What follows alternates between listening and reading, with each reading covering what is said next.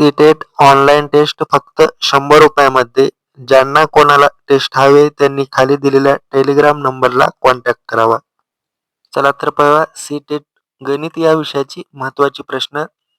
Milan चिन्ह का प्रयोग निम्न में से किसको ज्ञात करने के लिए किया जाता है. सीटेट 2022 ला विचारण्यात आलेला हा प्रश्न. मान्य, माध्यक, अधिकतम व न्यूनतम संख्या का वारंवारता. तर प्रथम आपण मिलान चिन्ह कशाला म्हणतात हे आपण पाहूया. या ठिकाणी मी काही संख्या लिहित आहे. 1 2 3 4 5 6 7. 1 म्हणजेच एक उभी रेष, 2 म्हणजे 2, 3 म्हणजे 3, 4 म्हणजे 4 उभ्या रेष, परंतु 5 म्हणजे 4 उभी रेष आणि एक आडवी रेष, आणि 6 म्हणजे 4 उभी, एक आडवी, या 5 आणि 1 अशी लिहिणे. तर 7 म्हणजेच 5 म्हणजे 4 उभी आणि एक आडवी म्हणजे 5 होतात आणि 2. ही जी काही संख्या लिहिण्याची पद्धत असते तर या पद्धतीला मिलान चिन्ह असे म्हणतात. आणि मिलान चिन्ह का प्रयोग वारंवारता में किया जाता है. पर्याय क्रमांक 4 हे या प्रश्नाचे उत्तर असेल. त्यानंतर पुढील प्रश्न. एक बच्चा योग और घटाव के प्रश्न निम्नलिखित प्रकार से करता है. तरी पद्धत आहे, त्यांनी वजाबाकी आणि बेरीज केलेली. योग आणि घटाव ही काय पद्धत आहे. हा प्रश्न सीटेट 2023 ला विचारण्यात आला होता. उपर्युक्त परिस्थितियों में बच्चा निम्नलिखित में से किन अवधारणाओं का गलत तरीके से अनुप्रयोग कर रहा है. स्थानीय मान, समानुपातिकता, पक्षगामी, पक्ष गिनती करना, संख्या व संख्याओं का बोध. वर जी काही त्यांनी पद्धत केली योग आणि घटाव, तर योग हा करेक्ट केला, योग बरोबर केला, परंतु घटाव करत असताना एकने संख्या कमी केली. 6-3 ऐवजी त्यांनी 6-2 असे केले, म्हणजे 6-2 बरोबर 4. तसेच 9-7 याऐवजी त्यांनी 9-6 बरोबर 3 अशी पद्धत केली, म्हणजे एकने संख्या कमी केली त्यांनी. म्हणून अशा पद्धतीला पक्षगिनती करना किंवा पक्षगामी पद्धत असे म्हणतात. कधी कधी गणितामध्ये याची संज्ञा सुद्धा विचारली जाऊ शकते. म्हणून पक्षगामी किंवा पक्षगिनती करना म्हणजेच बड़ी संख्या में से छोटी संख्या पीछे की ओर गिनना, म्हणजेच पक्षगामी किंवा पक्षगिनती करना. ही व्याख्या तुम्ही लक्षात ठेवा की बड़ी संख्याओं में से छोटी संख्या पीछे की ओर गिनना. तर या ठिकाणी व्हिडिओ तुम्ही शेवटपर्यंत पाहत चला की त्यामुळे तुम्हाला गणिताची परिपूर्ण तयारी होईल. आपण पाहत आहोत स्टडी देवांश चॅनल. यानंतर पुढील प्रश्न आपण पाहूया. पुढील प्रश्न. गणितीय अवधारणा को पढ़ाते हुए दृश्य हस्त कौशल्य सामग्री का प्रयोग डैश की ओर बढ़ने में सहायक होता है. तर हा प्रश्न 2023 ला विचारण्यात आला होता. जटिल से सरल अवधारणाओं, मूर्त से अमूर्त, औपचारिक से अनौपचारिक या अमूर्त से मूर्त. दृश्यहस्त कौशल्य सामग्री.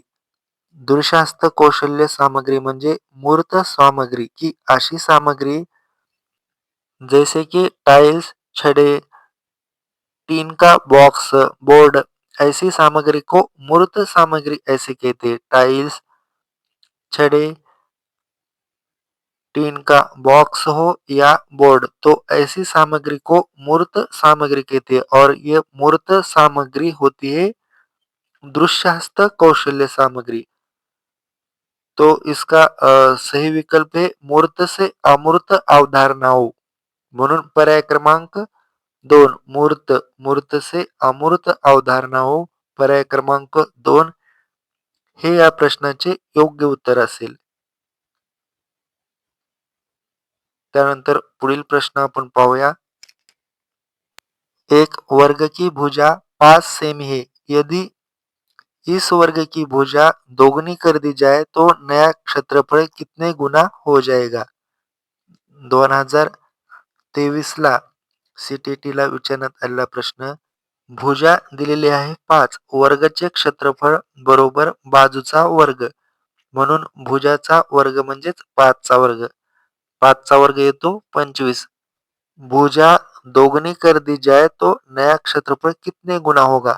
प्रथम आपण भुजा ही दुप्पट करून पाहू. भुजा ही 5 होती तर भुजा दोगुणी कर दीजिए म्हणजे 5 ची आपण दुप्पट करूया. 5 गुणिले 2 बरोबर 10. तर वर्गचे क्षेत्रफळ बरोबर 10 चा वर्ग. 10 चा वर्ग बरोबर येणार 100. तर भुजा ही 5 असताना 25 आणि भुजा ही दुप्पट केली असता 100 आले म्हणून कितने गुना हो जाएगा म्हणून 100 ला जर 25 ने भागाकार केला 25 एक 25 25 चोक 100 तर ही 4 गुना होईल म्हणून पर्याय क्रमांक 4 हे या प्रश्नाचे उत्तर असेल. पुढील प्रश्न आपण पाहूया तर अशी ही साधी प्रश्न सीटेटला विचारले जातात. जास्तीत जास्त तुम्ही सीडीपीची तयारी करा. प्रत्येक विषयामध्ये सीडीपीचे प्रश्न असतात. एक बोतल के 1/3 भाग में दूध है, बोतल को पूरा भरने के लिए 500 ml पॉकेट दूध की आवश्यकता है, तो बोतल की धारिता क्या है?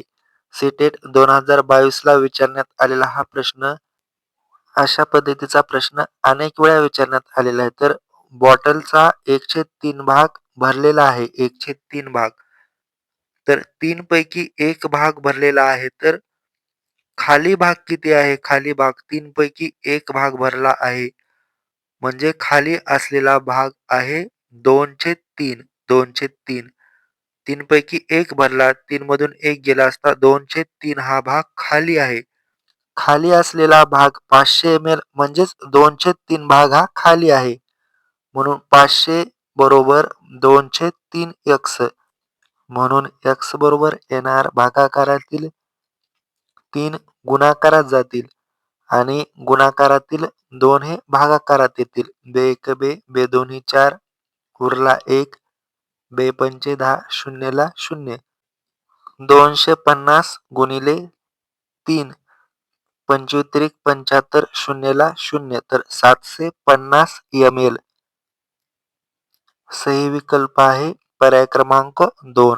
750 ml हे याचे उत्तर असेल. एक 90 सेंटीमीटर लंबी तार को मोड़कर एक आयत का रूप दिया गया है. यदि आयत की चौड़ाई 15 सेंटीमीटर है तो इसका क्षेत्रफळ क्या आहे? या ठिकाणी आयताचे क्षेत्रफळ आणि आयताची परिमिती या दोन गोष्टी लक्षात ठेवा. सीटेट 2022 ला विचारण्यात आलेला हा प्रश्न. आयताचे क्षेत्रफळ बरोबर लांबी गुणिले रुंदी.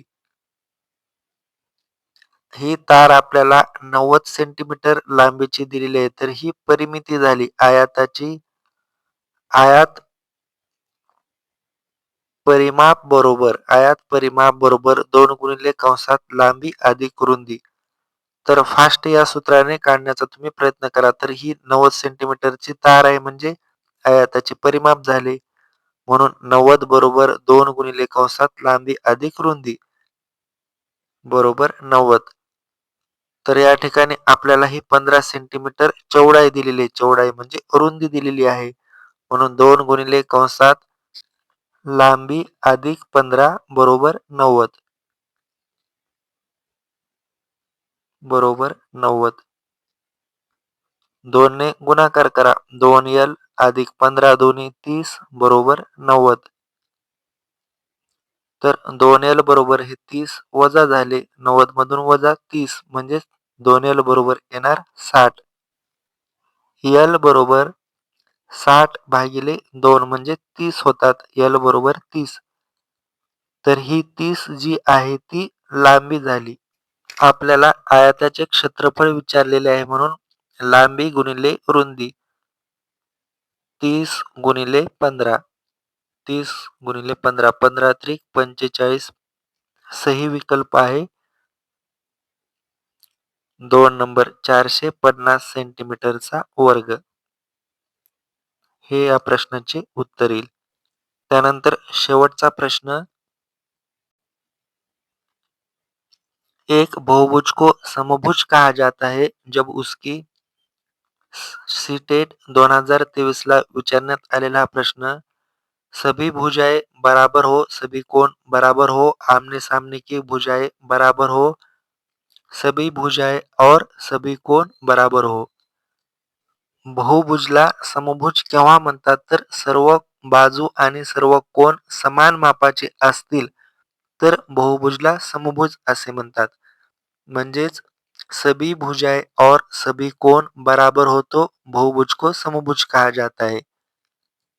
तर अशाच माहितीसाठी तुम्ही स्टडी देवांश या चॅनेलला सबस्क्राईब करा.